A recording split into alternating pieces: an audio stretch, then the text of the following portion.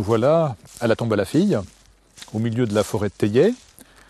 Donc une tombe à l'évidence régulièrement visitée, entretenue, comme on le voit, avec des fleurs, des petites croisettes de bois, une offrande traditionnelle, Oui. et puis du mobilier funéraire plus moderne, des ex-votos, des crucifix, des petites statuettes. Et plus étonnant, plus surprenant, à l'arrière-plan, sur des fils dans les buissons, une masse de vêtements, essentiellement des vêtements d'enfants, et puis des chaussures également d'enfants. Tout cela attestant des pratiques qui sont décrites ici depuis très longtemps.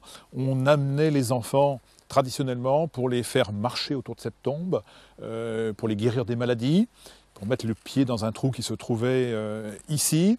Et les mères de famille, en ex-voto en quelque sorte, laissaient soit des petites croisettes, soit ces vêtements accrochés au buisson. Vous nous décrivez là des pratiques religieuses. C'est pas une chapelle ici. Non, c'est pas une chapelle, c'est un lieu de dévotion tout à fait spontané, quasiment sauvage, hein, comme le site l'indique, hors de toute institution ecclésiastique. D'ailleurs, le clergé a plutôt combattu dans l'ensemble, dans le passé, ce type de pratique. Lieu de dévotion à qui alors? Lieu de dévotion à Sainte Pathaude, on l'a longtemps appelée comme ça, on dit aussi la fille. Marie Martin, d'après les documents, une jeune fille républicaine. Oui, d'où le nom de Pathos, c'est le surnom des républicains. Pathos, ça veut dire patriote. Oui. Jeune fille républicaine, entraînée par un groupe de chouans ici au cœur de la forêt, violée, martyrisée, morte au bout de 3 jours, et dont la légende a fait une sainte. Et sa tombe est devenue très vite un lieu de pèlerinage, puisque les archives nous attestent ce pèlerinage dès 1795, donc quelques mois après les événements. Car nous voilà en plein culte lié à la Révolution. C'est vraiment ce souvenir qui s'est gardé jusqu'à nos jours? Oui, le souvenir s'est gardé jusqu'à nos jours et en même temps il s'est renouvelé, il s'est rechargé de sens. Par exemple, des élèves du collège de Bain-de-Bretagne, non loin d'ici, au cours d'une enquête, se sont entendus répondre qu'était enterrée ici une jeune fille tuée par les Allemands pendant la Résistance. Nous ne sommes pas très loin de Châteaubriand. Et finalement, de nouveaux événements historiques ont donné un nouveau sens à ce lieu.